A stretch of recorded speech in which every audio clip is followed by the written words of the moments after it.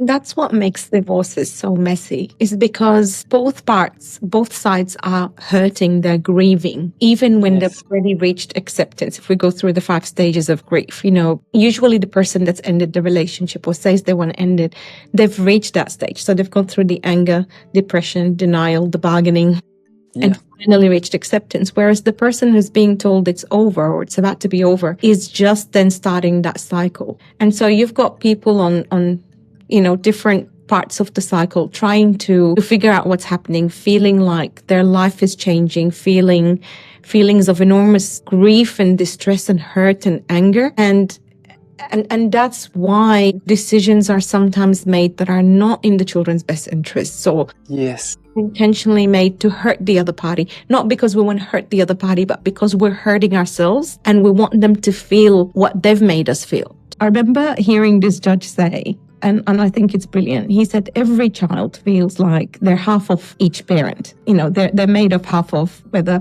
parent A, parent B. And so if they hear mom talking badly about dad or dad talking badly about mom, they intrinsically start feeling bad about their own self. That half that they, sort of has aligned with whether mom or dad. So people think, I'm going to get the kids to see what the other parent is doing. They're going to grow up and they're going to know what happened, what got done to me. But what people do not realize is that it's really damaging for the kids. So if you're down this journey or you're starting this journey, you haven't done a course or even looked up research on the effect of acrimonious divorce on the children, do your children and yourself a favor and look those up, because it will really change your perspective. It will really get you to understand the importance of resolving this as smoothly as possible.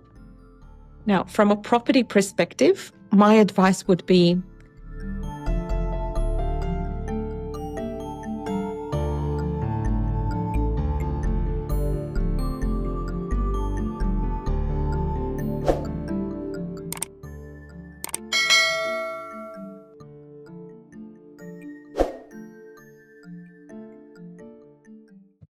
Nadia, yes.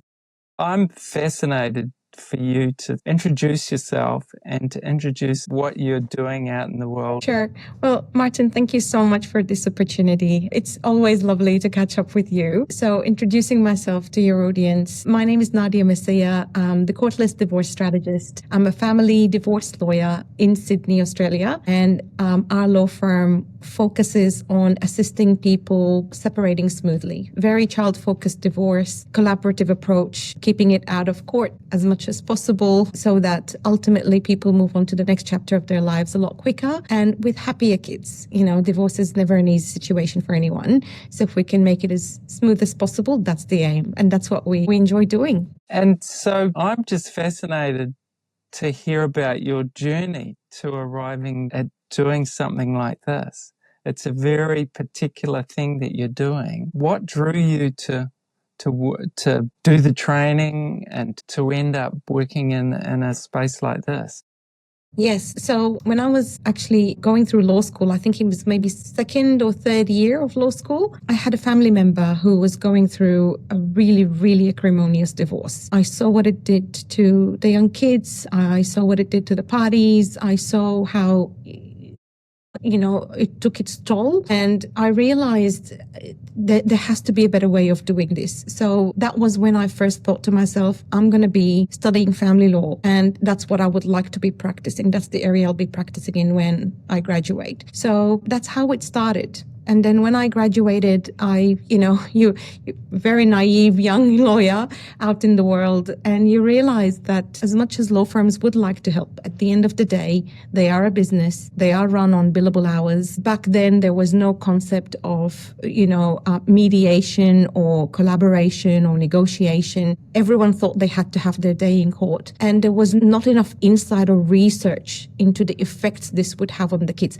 The judges certainly knew that. A lot of the more experienced family lawyers, I'd say maybe barristers even at that stage, they were on board with the whole collaborative process, but it wasn't filtering down. Yeah, I just went from law firm to law firm, and one day I remember I had this case where the client was suffering from a mental health issue. He hadn't seen his kids in over 3 years. It got his life on track. Recently repartnered, started working again. Life was back on track and he wanted to spend time with his kids. So he came to see us at the law firm and asked us to start the process for him. We did. We got a fantastic offer back from the other side. And the solicitor on the other side was one of the really, really decent ones. She wrote back and said, look, my client can't afford to take this to court. We know what the ultimate result will be, so we're offering you the following arrangement to see your children. And I remember being so excited, so happy, because everything got resolved so quickly for Yes. a lovely, lovely client. Yes. And I called him and I said, this is just absolutely wonderful news and everything's been resolved. Come and see us and we'll get, orders by consent together and get this out the door for you. And when my partner, the partner in charge of the family law team, heard, things just, blew out of proportion. They were very angry. They were so frustrated that here was this client that, it only took 2 letters to have their matter resolved and they were going to walk out the door. So they called the client in and said, no, if you went to court, you probably get more with your kids. And yeah, absolutely. And, you shouldn't just settle for this, even though it was a very, good offer on the table. And they said, look, she's saying herself that she doesn't want to go to court. Can you imagine if you went to court, what you would get? And I just went, I can't do this, and that was the day I left and started my own practice. And it's funny too, because a year and a half down the track, I remember meeting one of my colleagues from that law firm and we had a chat and I said, oh, by the way, what's happening with that client? And she said to me, oh, it's not good. He couldn't last the distance. Yep. He got into debt. I think by that stage he was 40K into debt. It really put stress on his mental health and his new relationship. And he did not even pursue seeing his kids anymore. So yeah, so I went. Look, wow. Yeah. Wow, what a story. So in a sense, that inspired you. Yes. To seek to create a business that actually served the client's actual genuine needs rather than just a way to grow a financial return. Absolutely.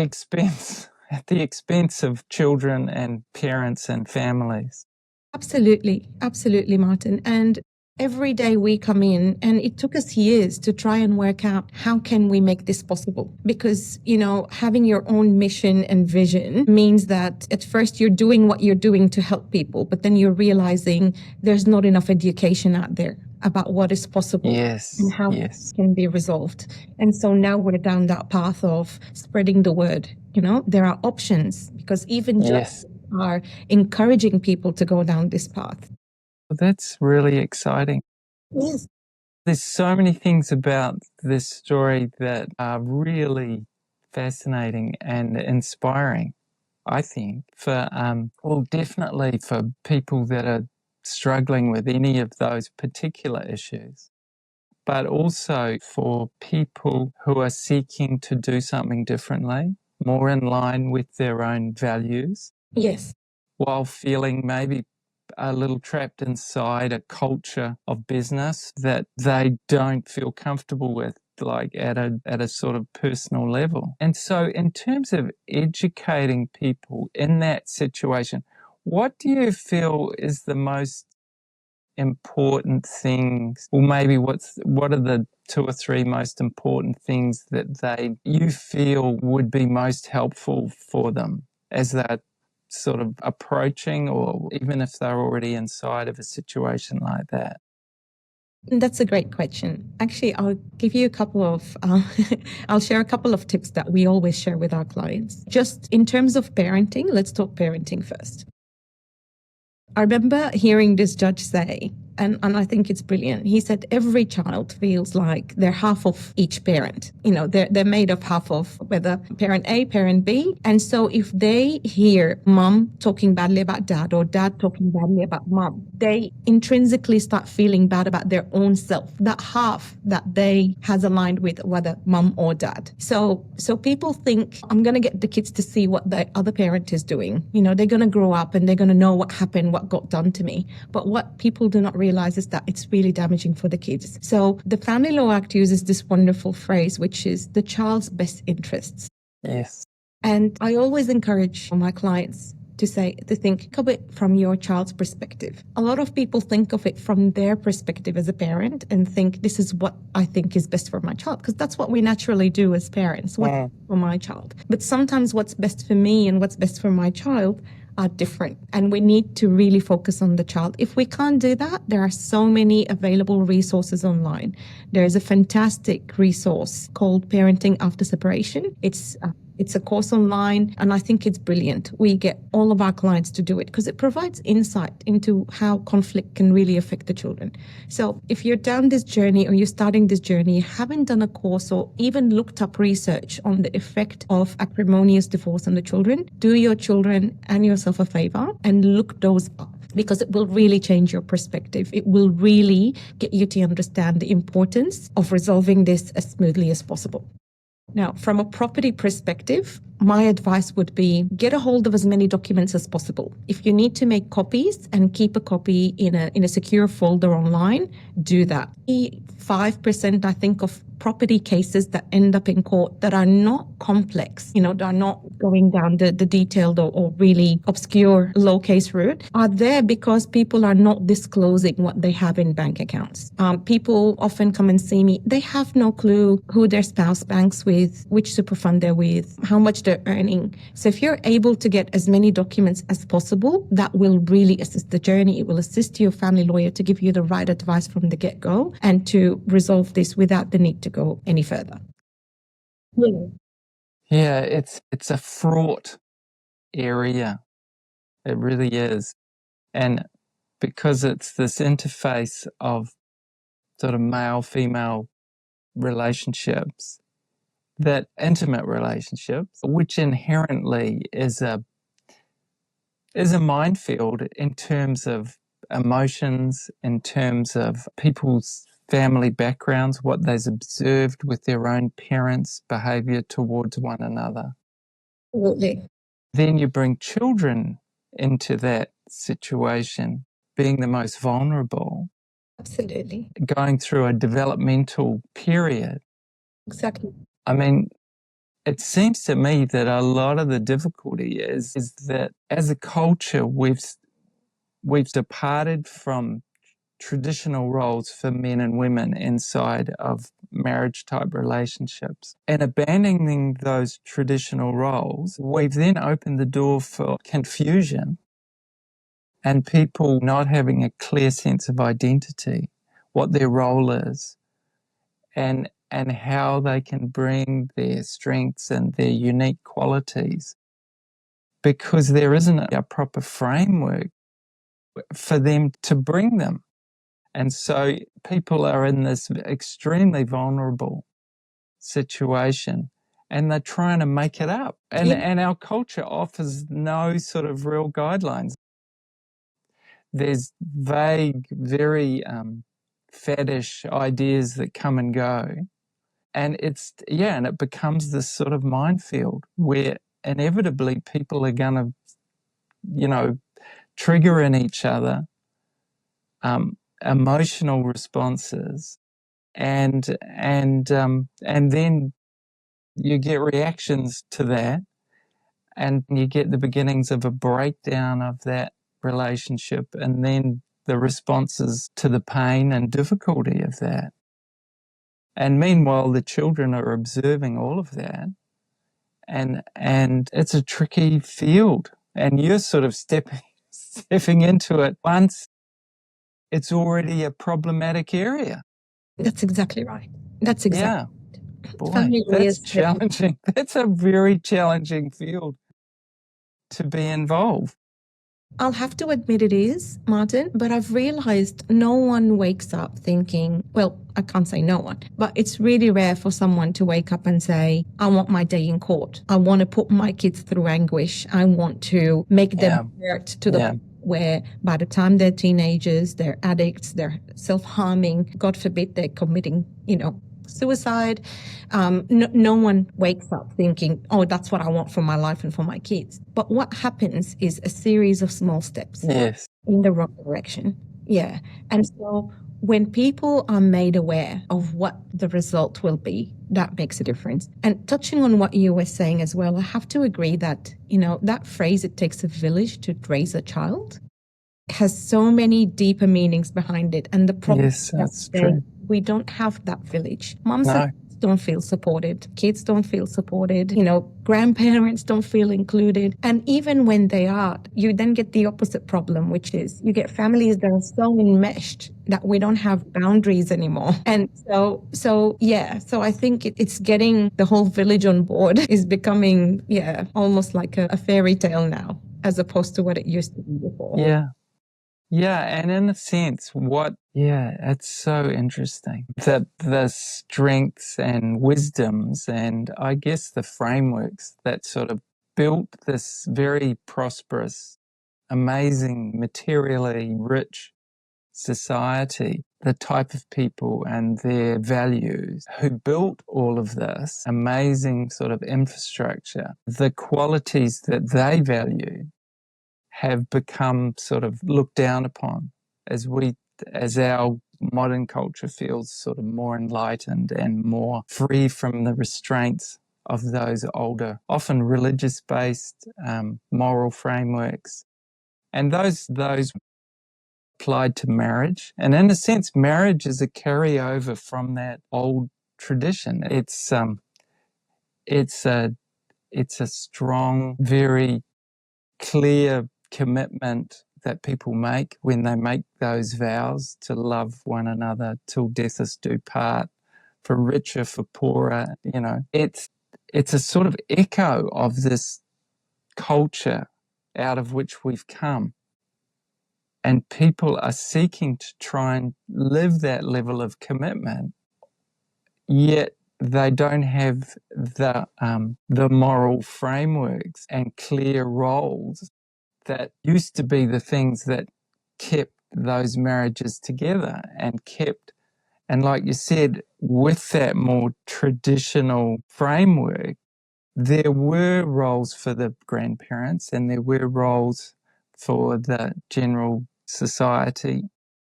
Yes. And so in a lot of ways it was more successful, especially in terms of the marriages lasting, providing a stable family unit for the children to grow inside of.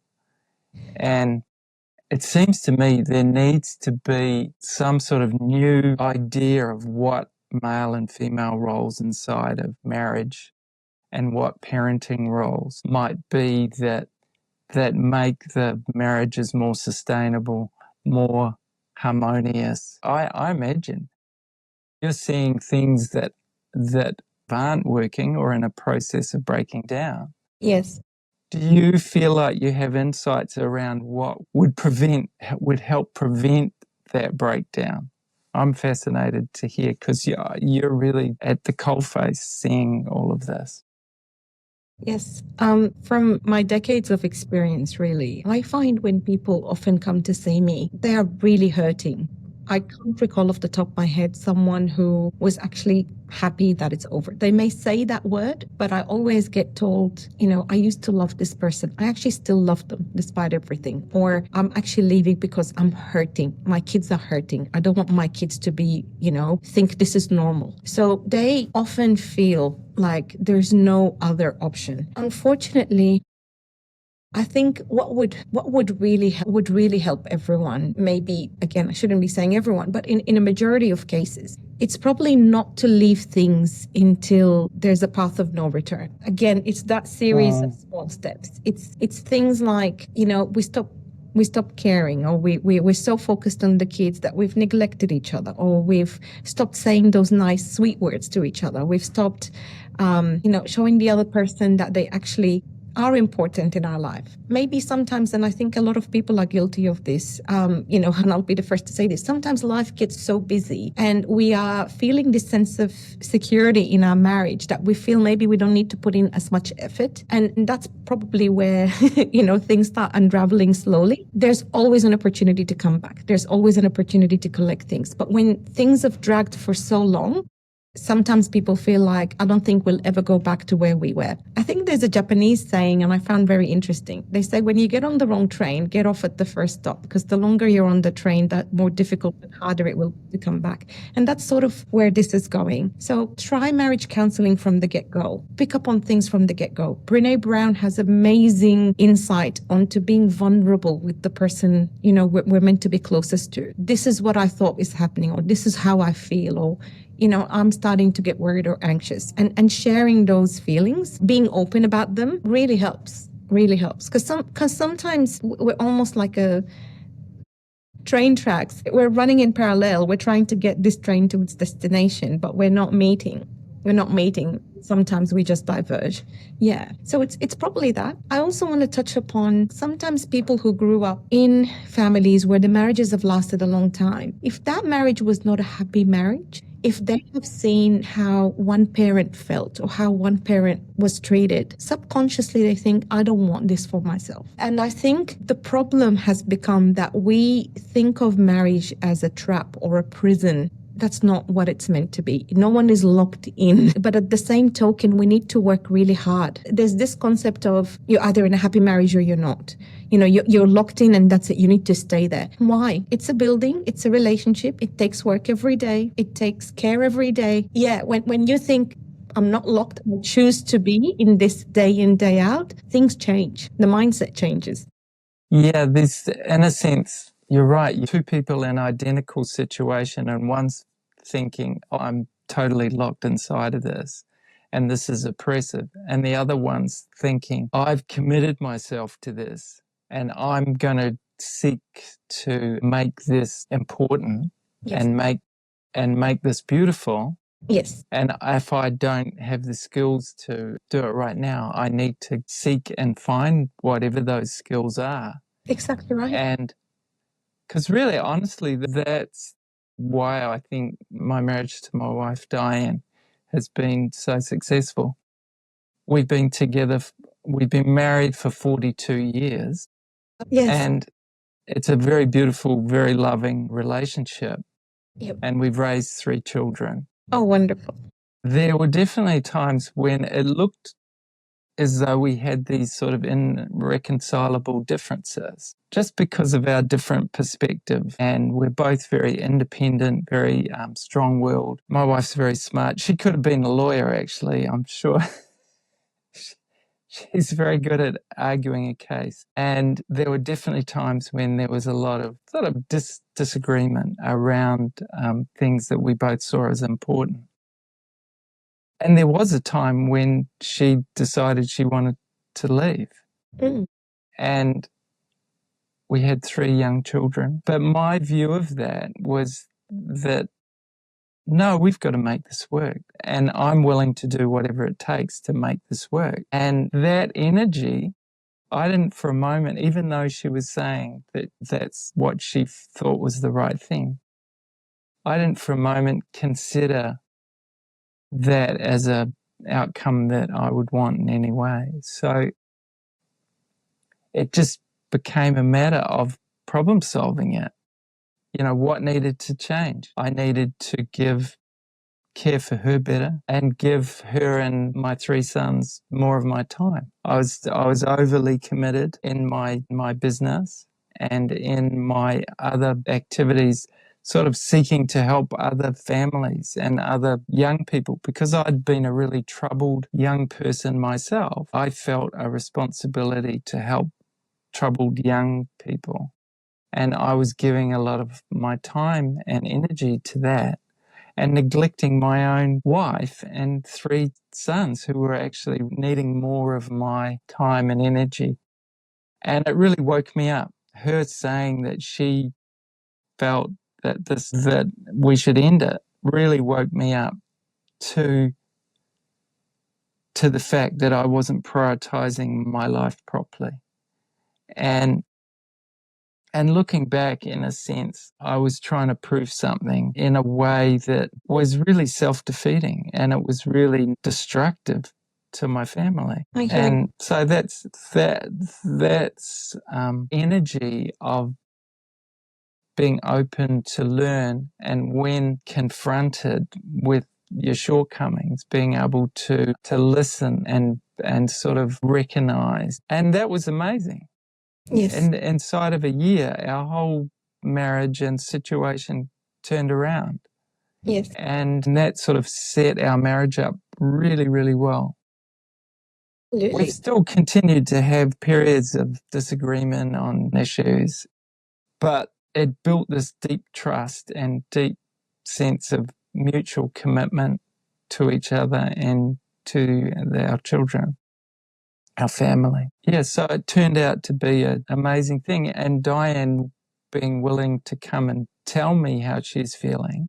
Exactly. I think that woke me up to a situation that, I thought I was doing the right thing. And I think that she was fearful to tell me. She could see I was trying to do the right thing.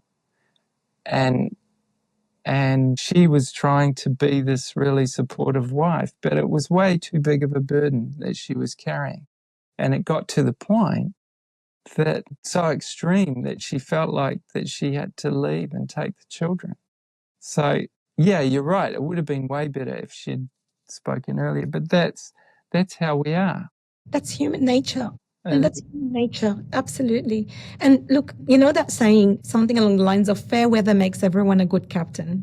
And I think it's so true. If not for the storms of life, we wouldn't know what we're made of, and we would probably not rise to the occasion, and we probably wouldn't have the good captains. But I think healthy marriages have to have those storms, because that's life. Life comes with its tribulations, so to speak. And it's how people work together. And I'll have to just put a little disclaimer: abusive relationships aside.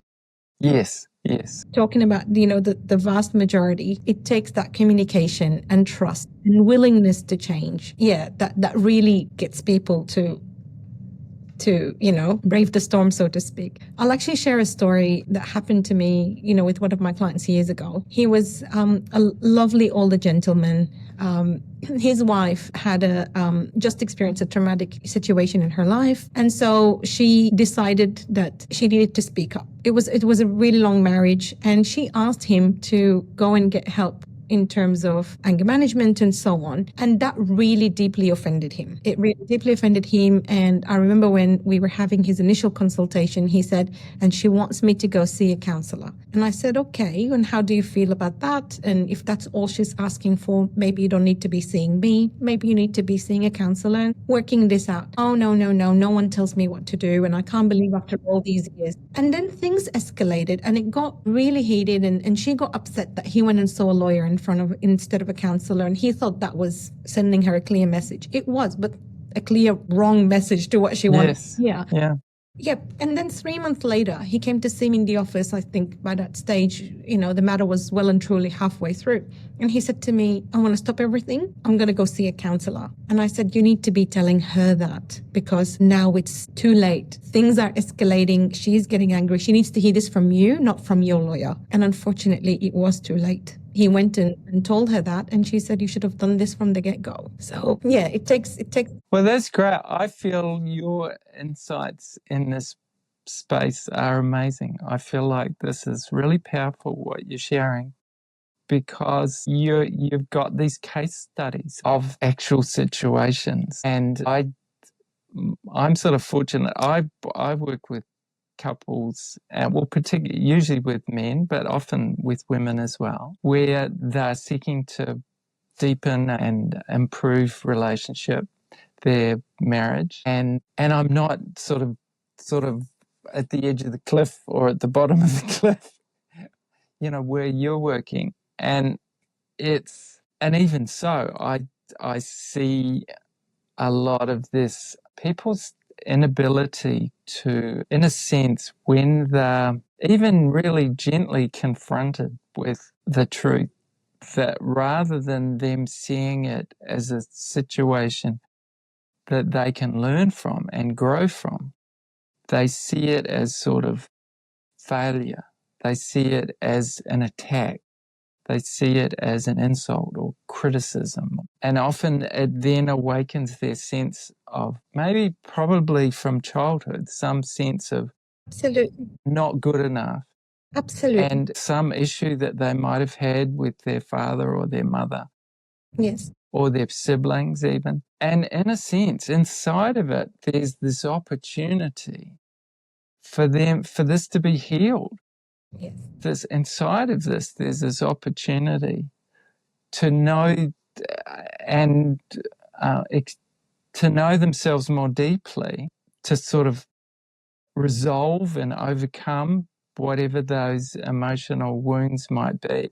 In a sense, sort of reawaken and revitalize those parts of themselves in a more healthy way, and have their life enriched and have their experience of life, be more fulfilling and more fascinating. It's these opportunities come along, and often they come in these painful spaces, in these spaces where they're sort of vulnerable, like in an intimate relationship, or maybe as a parent.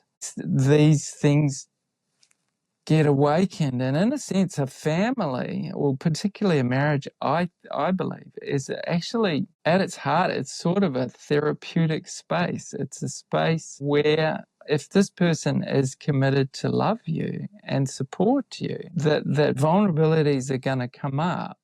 Yes. And if you can hold to those vows of loving despite whatever the challenge, it's actually a space where people can begin to discover maybe where their hurts are, but also where their strengths are, where the beautiful parts of themselves are. And it's a space where they get to express those and give and receive those to each other. But inherently in it is that you discover these painful parts. Because you're in this vulnerable space, that's where the actual painful parts are going to show up most powerfully. Yes. Yeah. And I mean, they also show up in, when we're working in our work environment, they also show up in our friendships and so on. Absolutely, absolutely, Martyn. And it's amazing how, like you said, our childhood shapes who we are. Traumas, experiences, everything shapes who we are. And sometimes we're triggered. And so many times, I hear people telling me, my spouse, things were fine until my spouse's parent passed away. And that seems to trigger something in them. Or things were fine until we had children. And that seems to trigger something as well. It's human nature.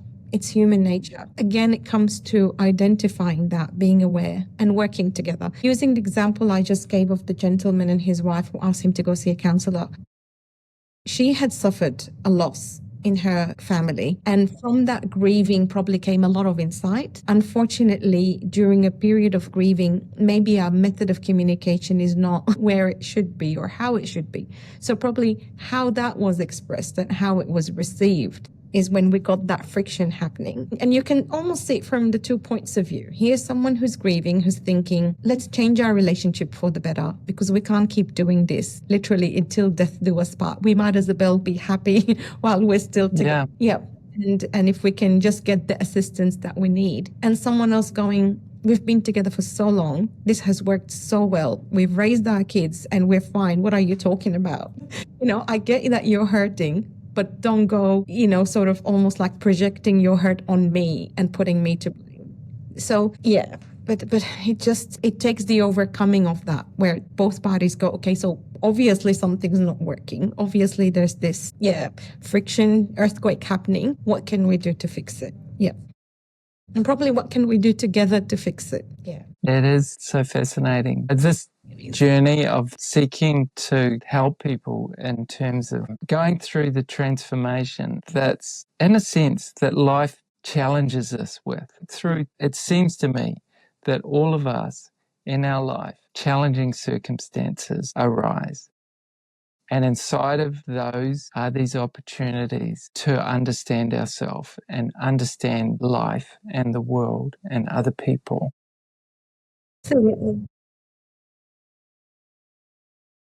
And it's just being willing to see that life is seeking to give us something.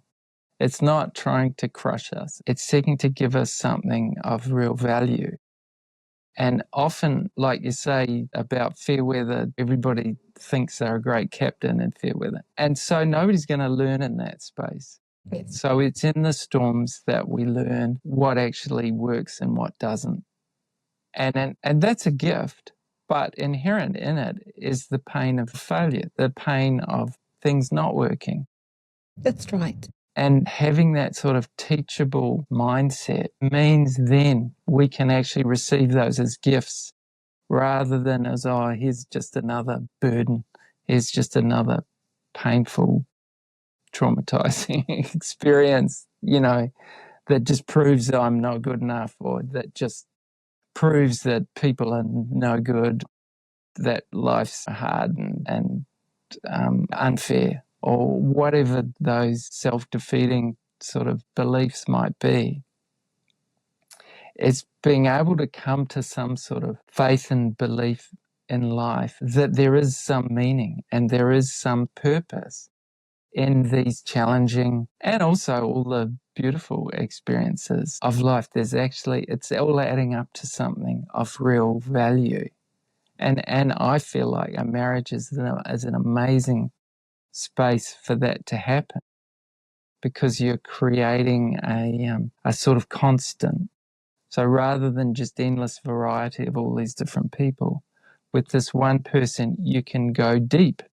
Instead of just going wide and across the surface, you get this opportunity to go deep. But inside of that, if deep means the good things, but it also means the painful things.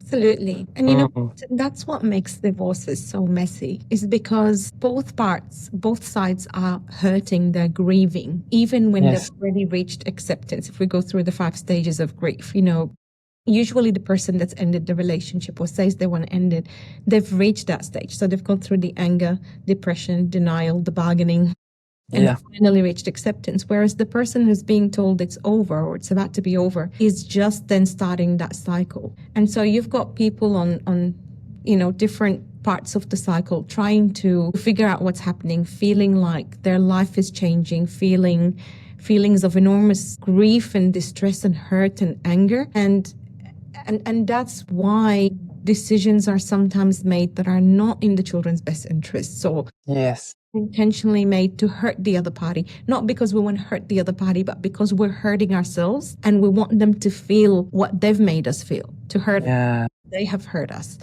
And once people realize that that's what's happening, and I know realizing is one thing and working on is something completely different, but usually it's that first step of awareness. Okay, so where this is going? What are we feeling? Where am I in the cycle? Where is my ex-spouse in the cycle? Where are my kids in the cycle? That can be used to work so that this really difficult chapter does not become a bigger than Ben-Hur story that ends really tragically, whether for us or for our kids.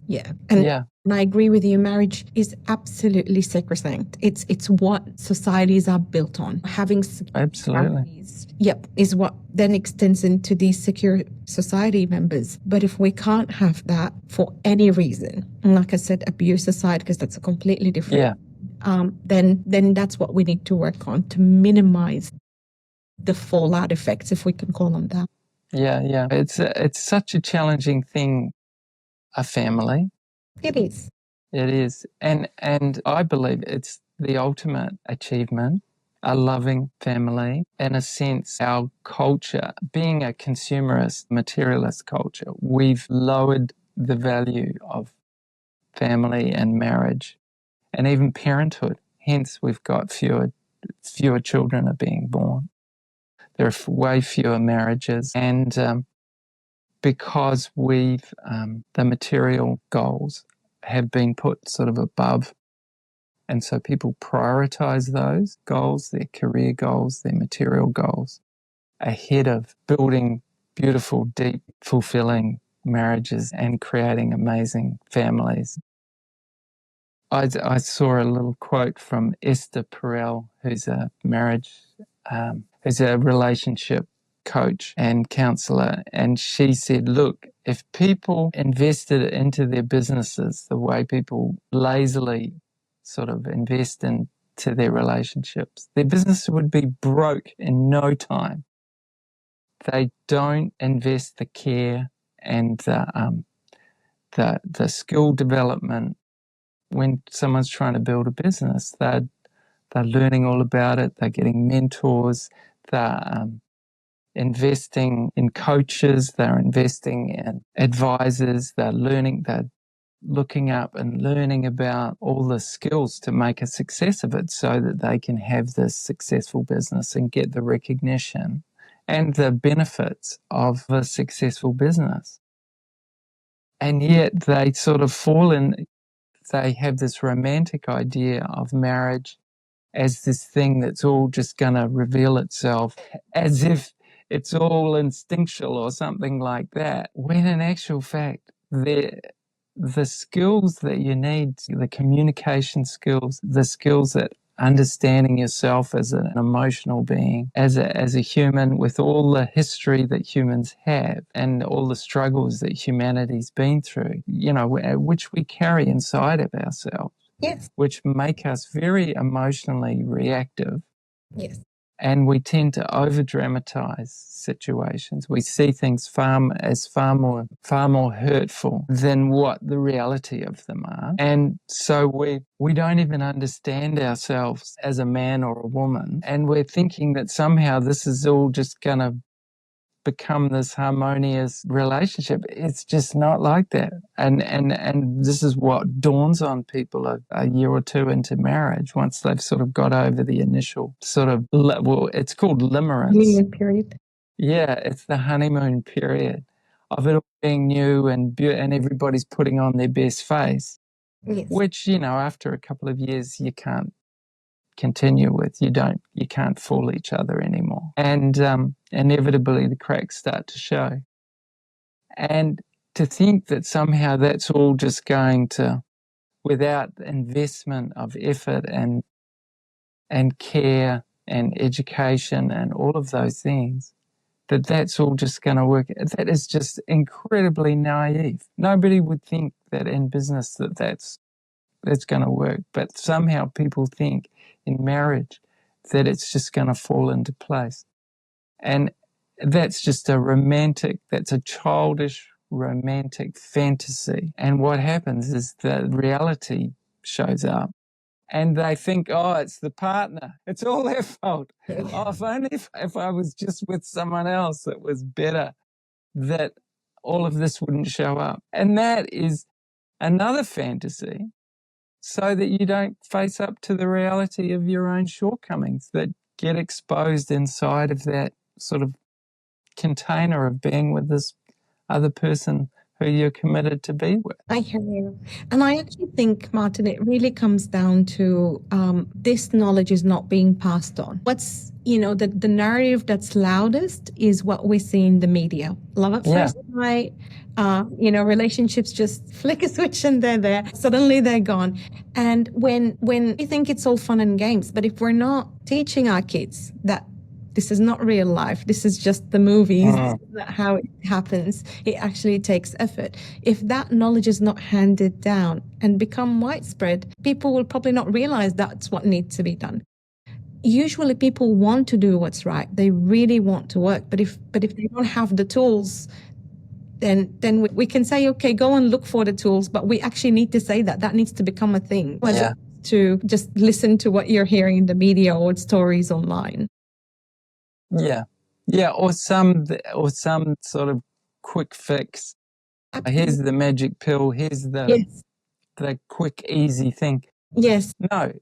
No, to get something that's really worthwhile, that's lifelong, that's truly fulfilling, there's a price to pay. Just as with every other quality good that we would seek, there's a price to pay for it. If it's valuable, if it's wonderful, there's a price to pay.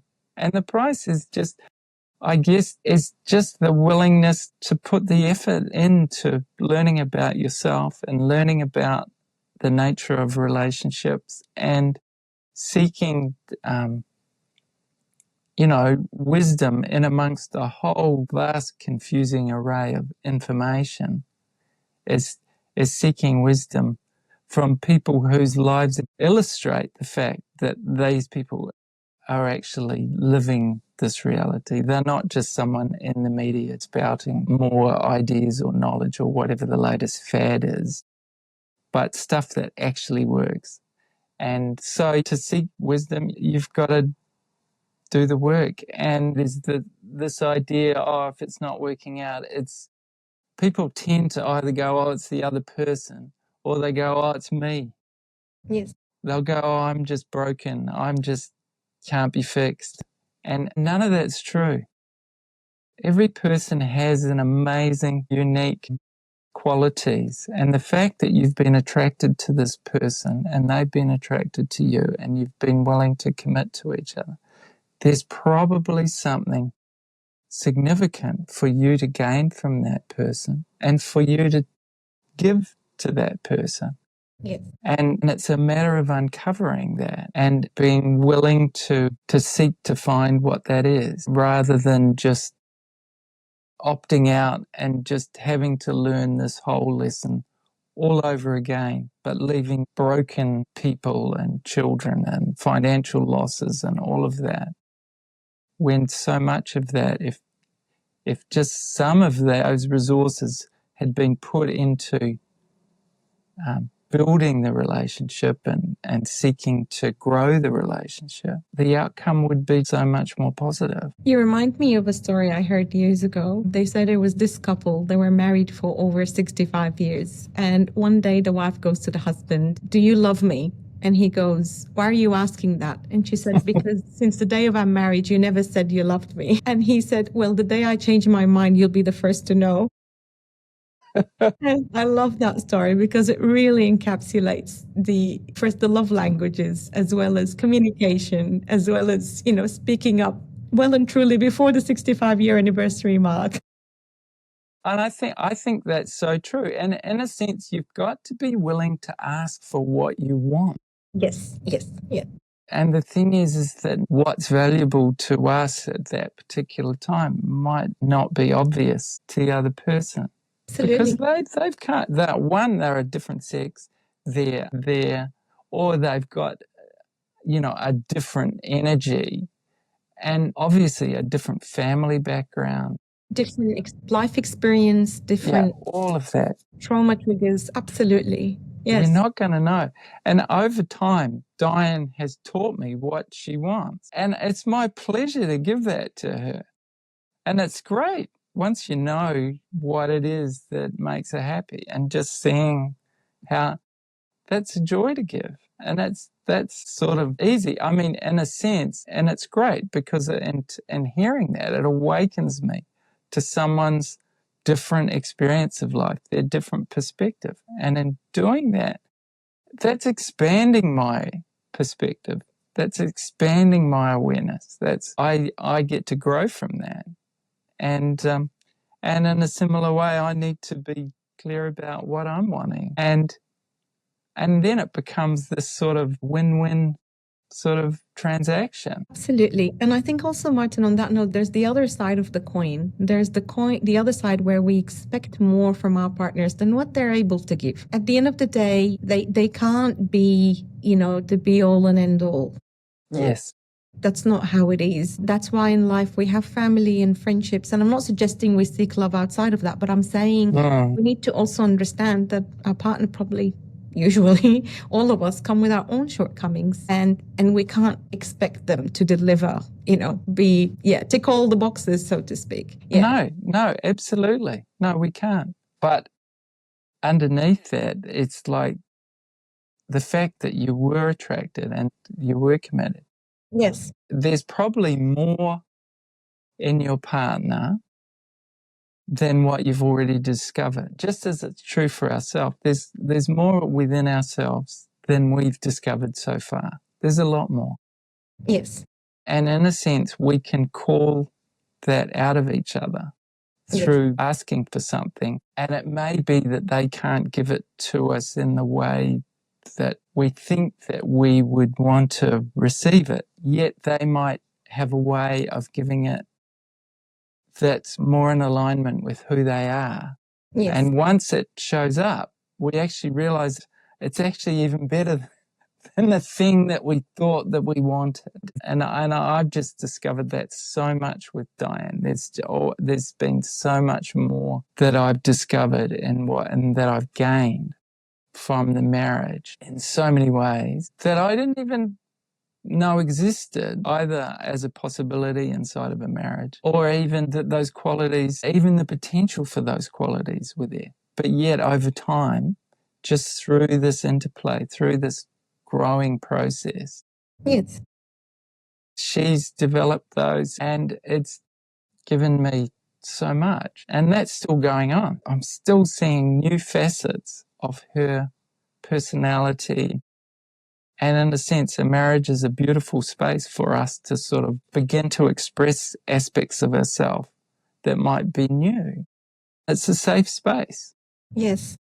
They might be critical or whatever, but they're not she's gonna stick with me. She's not gonna reject me because I didn't do that just right. And so I'll learn from that. And so it's this amazing educational space and growth space. That's what I see. So I guess I'm a real advocate for marriage as a amazing sort of growth journey.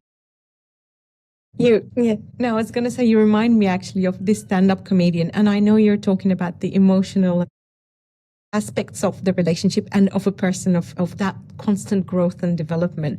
But he simplified that in a humorous quote about his relationship. He said, "Oh, people always tell me, what are you looking for in a wife? You know, do you want someone who is plus size, petite, long hair, short hair, blonde, brunette, and redhead?" And he said, "I've been married to the same woman for 25 years. She's been all of that." No, that's the thing.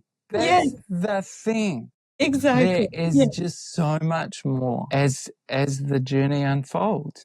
Yeah. And to me, what's so amazing is that it's an amazing space to discover ourselves.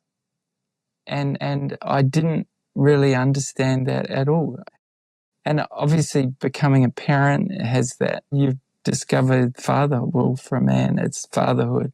And all the different aspects of that show up. And it's incredible. I see the potential in you being able to help families that are on the verge of dissolving and disintegrating to somehow find a way to resolve some of the points of conflict in a way that possibly they can rebuild their relationship. Shield the children. Yeah. Give them the security of both a father and a mother living harmoniously, and but also if it's irreconcilable, that you can have a role that is supportive towards redeeming whatever is possible to be redeemed from it, rather than it all being a loss in terms of the relationships and in terms of the children. Because those things don't happen by chance. It actually needs to be done by design. Absolutely. Yeah. And you having a role in helping to design some framework whereby there is still some harmony and there is still connection that's healthy and in some way for everybody concerned. And that's a really important role. It's a bit like a doctor or a surgeon except it's around relationships and it's around that small community of family. Yes. Well, thank you so much, Martyn. It's been an absolute pleasure. We can keep chatting forever. I love the chat and the insights that came up from it. So thank you so much for asking me, and I really appreciate it. Yeah. Yeah, look, it's been a real pleasure. I feel like what you've shared is incredibly valuable. And I hope that anybody who's in that situation or on the edge of something like that they might reach out to you. And what's the best way for people to reach you, Nadia? So they can go to our website, hillsfamilylawyers.com.au. There's a 15-minute initial consultation, no obligation, just having a chat, seeing how we can help you, give you tips on what to do next. You can ask us for what's called our pre-divorce planner. You can talk to us about how to speak to the little ones about what's happening. So we're always there whenever you need to reach out. Or 1300 Hills Law. That's another way as well. Well, that's fantastic. Yeah, look, I'll add that a link to your Hills family lawyers in the description, and it's been such a pleasure as always. Same, Martyn. Like I said, spending time with you. It really is. Going. It's been so interesting and so insightful. Thank you. Thank you. I know it's something we both really care about, yes. and so it's lovely to be able to share with each other in this way. Absolutely, absolutely. Thank you so much. Thanks, Nadia.